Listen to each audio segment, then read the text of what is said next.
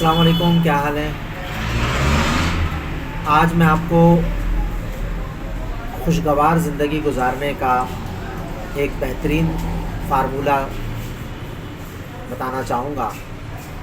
Video کو آخر تک دیکھیے گا، انشاءاللہ اس فارمولے کے ذریعے سے آپ کی زندگی انتہائی خوشگوار گزرے گی۔ ہماری زندگی میں پریشانیاں ہیں، مسائل ہیں، خیالات ہیں، جس کی وجہ سے ہماری زندگی مشکل ہو جاتی ہے۔ ان پریشانیوں، ان مشکلات اور ان خیالات کا ایک بہت بڑا سبب یہ ہے کہ ہم یا تو ماضی میں ہونے والے کسی واقعے کو اپنے دماغ میں بٹھا کر رکھتے ہیں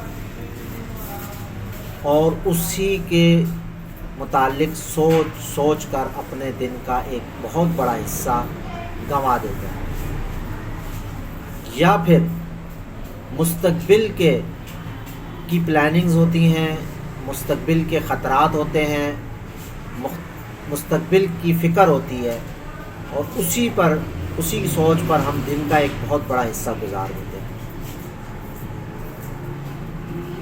اس کے مقابلے میں اگر ہم حال کو، پریزنٹ کو انجوائے کرنا شروع کر دیں تو ہماری زندگی خوشگوار ہو جائے گی کہ جو اب ہے، جو میسر ہے، جتنا میسر ہے اسے استعمال کیا جائے، اس کے فوائد سمیٹے جائیں اور اس کے ذریعے سے خوشی محسوس کی جائے۔ اسی لیے میں اکثر کہا کرتا ہوں کہ حال میں جینا سیکھو۔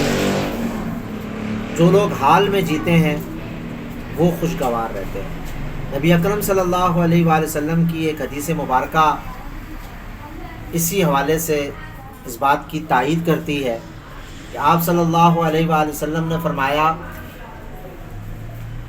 کہ تباہ ہو گیا وہ شخص جس کی آج اس کی گزشتہ کل سے بہتر نہیں تھی۔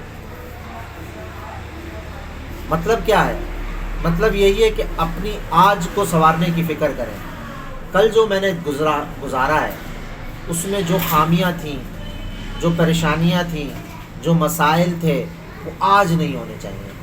آج میں ان سے نمٹ لوں، آج ان مسائل کو ختم کروں، آج ان خرابیوں کو، ان برائیوں کو آج کے دن نہ دہراؤں۔ تو پھر کیا ہوگا؟ جب آپ کی آج سدھر جائے گی، سنور جائے گی اور آپ کی ہر آنے والی آج آپ کی گزشتہ کل سے بہتر ہوگی تو ہر آپ کا مستقبل بھی سنور جائے گا۔ لہٰذا حال میں جینا سیکھیے، حال کو انجوائے کیجیے۔ ہم میں سے اکثر لوگ یا تو ماضی میں رہتے ہیں یا مستقبل میں رہتے ہیں، اور نہ ماضی ان کے ہاتھ میں آتا ہے نہ مستقبل ان کا تابندہ ہوتا ہے۔ لہٰذا اپنی آج کو بہتر کیجیے۔ آج جتنی نیکیاں سمیٹ سکتے ہیں ان کو سمیٹیے، آج جتنی خوشیاں سمیٹ سکتے ہیں یا بانٹ سکتے ہیں ان کو بانٹیے۔ انشاءاللہ آپ کی زندگی بہت خوشگوار ہوگی۔ بہت بہت شکریہ۔